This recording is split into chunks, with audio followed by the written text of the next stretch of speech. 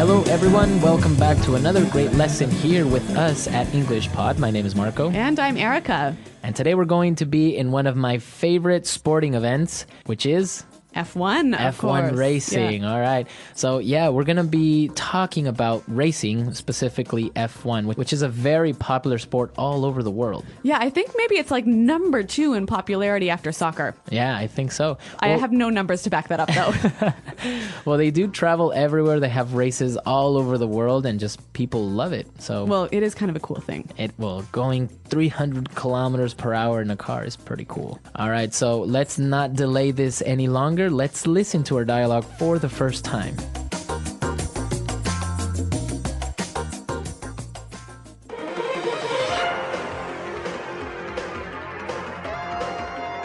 Welcome back, racing fans. My name is Rick Fields, and as always, I'm joined by my partner in crime, Bob Copeland. We're in the last stretch of this very exciting race, and Kimi Raikkonen is leading the pack with only 4 laps to go. They're heading to turn 3, and Lewis Hamilton tries to pass Raikkonen. It's a close one, and oh no! Hamilton hits the wall. He came in too fast, jammed on the brakes, and spun out. We have a yellow flag, and the pace car is making its way into the track. The cleanup crew is towing the heavily damaged car, and the green flag drops. Raikkonen is still in the lead with only 2 laps to go. Smoke is coming out of his car! He seems to be having engine trouble. He makes his way under the pit, and Fernando Alonso takes the lead! How unlucky for Raikkonen, and this race is over, ladies and gentlemen. Alonso takes the checkered flag.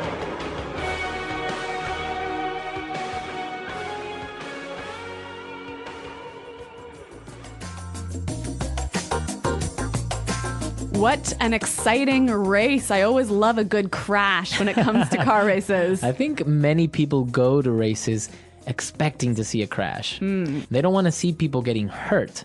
No, but a little bit of... Like the emotion of just car crashes and stuff. yeah, a little explosion here and there. All right. So now we saw some really exciting language related to racing. So why don't we look at that now in language takeaway? Language takeaway. All right, so we were talking about that crash, and I think what led to the crash was the driver jammed on the brakes. Right. He jammed on the brakes. To jam on the brakes. Okay. Now, if I jam on the brakes... You push the brakes really, really hard and really quickly and really suddenly. Right, so you jam on the brakes and you stop very quickly. So Lewis Hamilton jammed on the brakes and consequently spun out. To spin out. Okay, in the present, it would be spin out. Spin out. Okay, so imagine yourselves driving your car on a very wet road. And then you jam on the brakes. Right. So then the car, you kind of lose control of the car and it starts to spin. It goes in circles.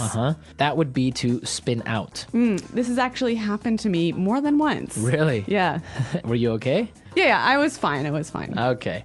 So the car spun out. Now, in racing, you always see this really cool car come out and be ahead of everyone when there's an accident. Right. That's called the pace car. The pace car. Pace car. Now, why is it called the pace car? Because it sets the pace. Okay, the pace or the speed. So pace means speed. So this car comes out and no other car can pass it. Everyone must go at the same speed. Right, the pace car. Pace car. All right, so after there's an accident, the cleanup crew must come out. Okay, cleanup crew. Cleanup crew. All right, so crew, this is an interesting word. When we talk about a crew, we talk about a group of people who work together. Okay, but for example, in an office, can I have a crew? Not really. Not commonly, right? Yeah, it's people who work together and they use their hands to work. They do manual labor. Okay, so I can say, for example, a construction crew. That's right. Or maybe the ground crew at the airport. Okay, or the flight crew. Also at the airport. All right. Well, in the airplane. So that's a crew. So cleanup crew. Cleanup crew. Now, they came out to take that car away, that broken or damaged vehicle. So they were towing it. Tow. Okay, the verb to tow. To tow. So what does it mean when you tow something or you tow a car? You pull something behind you. So if you're a truck, that might pull a car behind you. That's a tow truck. A tow truck. Now, this happens commonly if you park your vehicle where you are not supposed to. That's right. And your car will get towed. Your car gets towed. Yep. Very good. All right, so we saw 5 really great words related to racing. And now, why don't we listen to our dialogue again, and then we'll look at some other interesting phrases.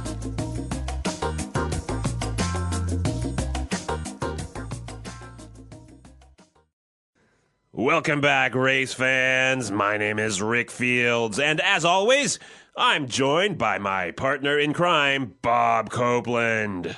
We're in the last stretch of this very exciting race, and Kimi Raikkonen is leading the pack with only 4 laps to go. They are heading to turn 3, and Lewis Hamilton tries to pass Raikkonen. It's a close one, and oh no, Hamilton hits the wall. He came in too fast, jammed on the brakes, and spun out.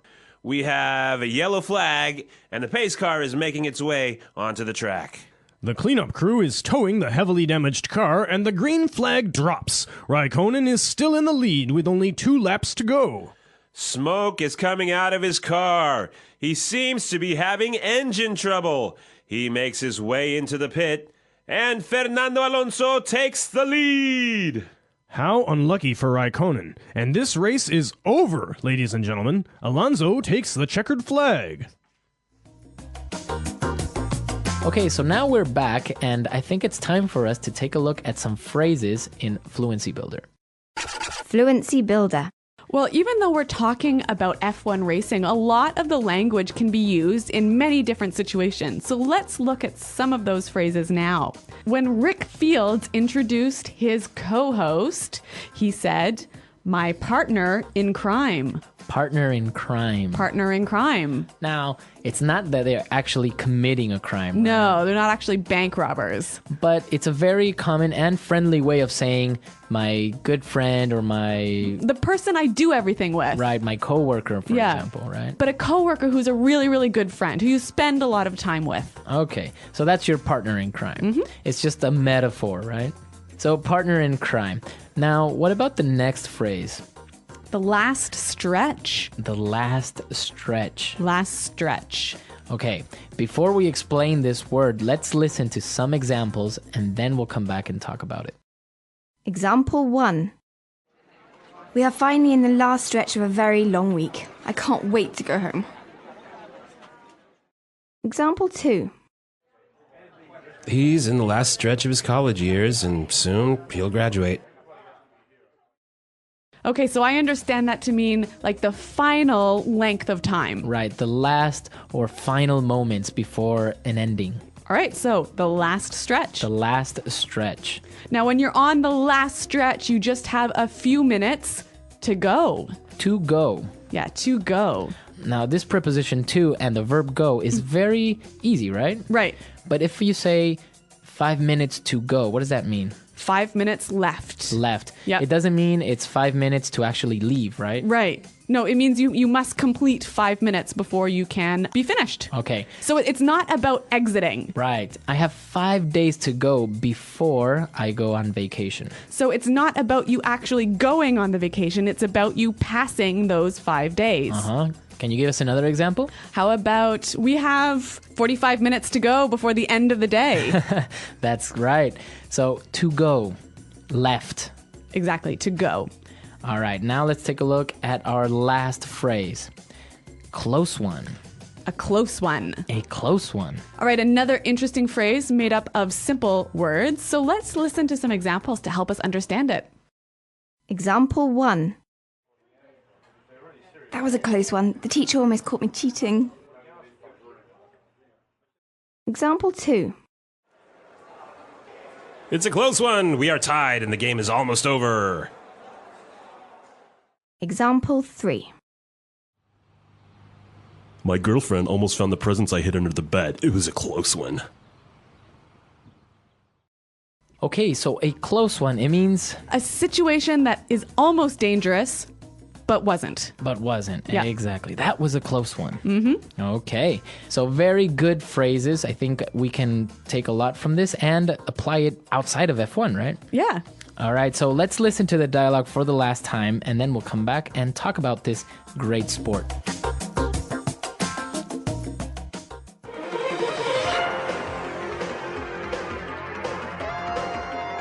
Welcome back, racing fans. My name is Rick Fields, and as always, I'm joined by my partner in crime, Bob Copeland. We're in the last stretch of this very exciting race, and Kimi Raikkonen is leading the pack with only 4 laps to go. They're heading to turn 3, and Lewis Hamilton tries to pass Raikkonen. It's a close one, and oh no!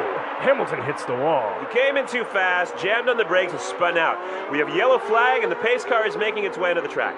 The cleanup crew is towing the heavily damaged car, and the green flag drops. Raikkonen is still in the lead with only 2 laps to go. Smoke is coming out of his car! He seems to be having engine trouble. He makes his way under the pit, and Fernando Alonso takes the lead! How unlucky for Raikkonen, and this race is over, ladies and gentlemen. Alonso takes the checkered flag.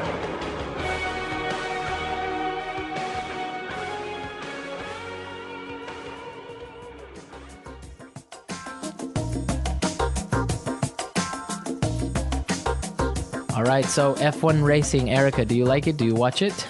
Yeah, F1's pretty neat. Cars that drive fast, that's pretty interesting.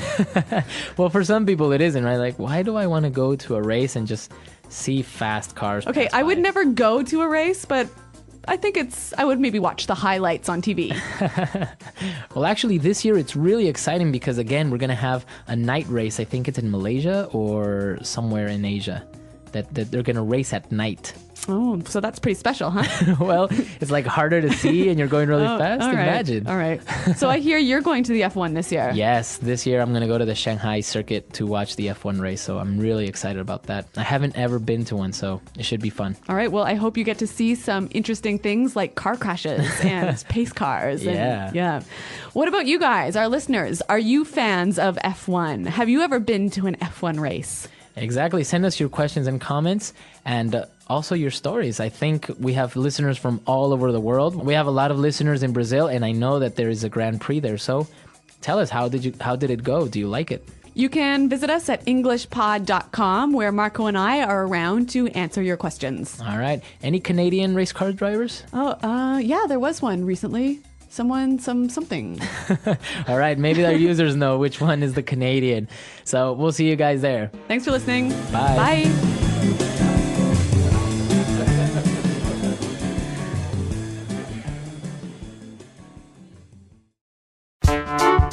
The English Pod audio review. Listen to the meaning, then say the vocabulary word. A person you always do things together with. Partner in crime.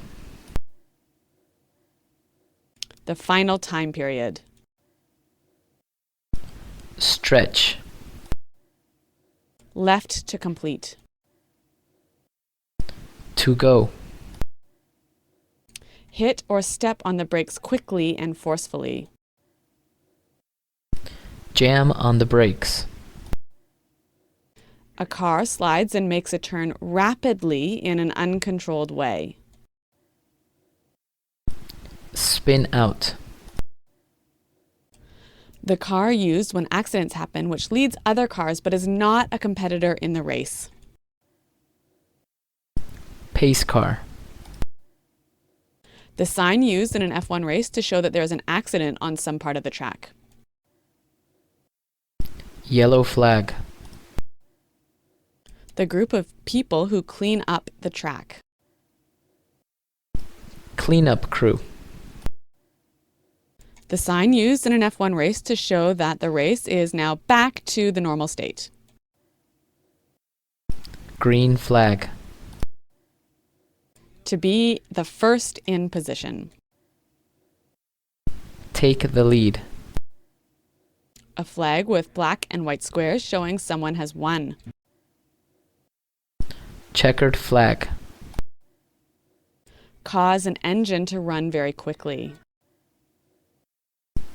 Rev. The status of winning a championship in a sport. Title. The quality of moving easily through the air. Aerodynamic. A person who loves cars and racing. American English. Motorhead. The race that determines who will be able to participate in the main race. Qualifying round. The front position in a car race. Pole position. Let's try that faster. Cause an engine to run very quickly. Rev. The sign used in an F1 race to show that there is an accident on some part of the track. Yellow flag. Left to complete. To go. The race that determines who will be able to participate in the main race. Qualifying round. A person who loves cars and racing. American English. Motorhead. To be the first in position. Take the lead. The status of winning a championship in a sport. Title. The quality of moving easily through the air. Aerodynamic. The group of people who clean up the track. Cleanup crew. The car used when accidents happen, which leads other cars but is not a competitor in the race. Pace car. A flag with black and white squares showing someone has won. Checkered flag. The front position in a car race. Pole position. Hit or step on the brakes quickly and forcefully. Jam on the brakes. The sign used in an F1 race to show that the race is now back to the normal state. Green flag. A car slides and makes a turn rapidly in an uncontrolled way. Spin out. A person you always do things together with.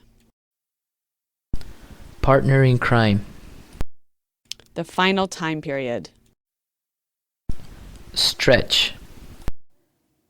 Now say the word and hear it in a sentence. Jam on the brakes.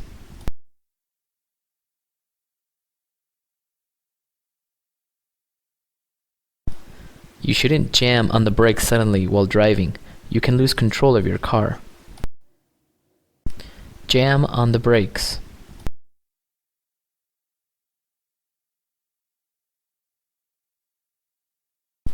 He was really angry and jammed on the brakes and ordered me to get out of the car. Jam on the brakes.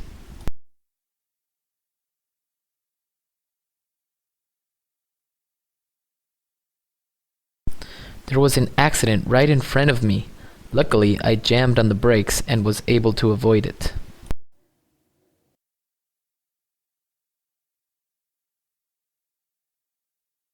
That was a close one. The teacher almost caught me cheating.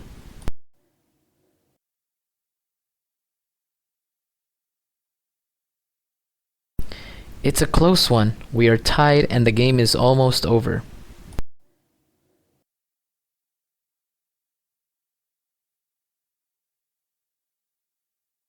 My girlfriend almost found the presents I hid under the bed. It was a close one. To go.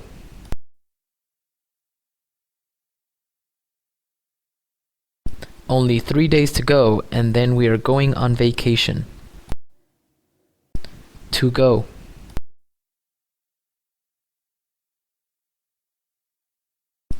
I have another 15 minutes to go before I can go home. To go.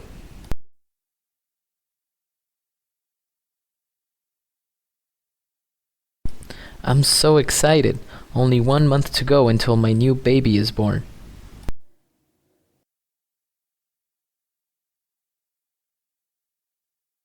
I managed to make my way through the crowd and go into the concert.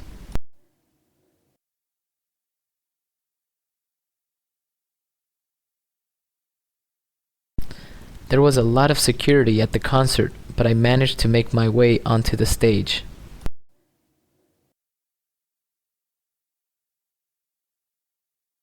She was able to make her way onto the train.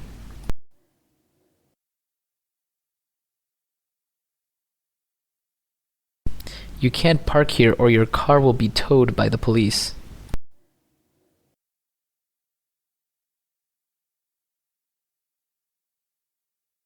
My car broke down last night, so I had to call someone to come and tow my car.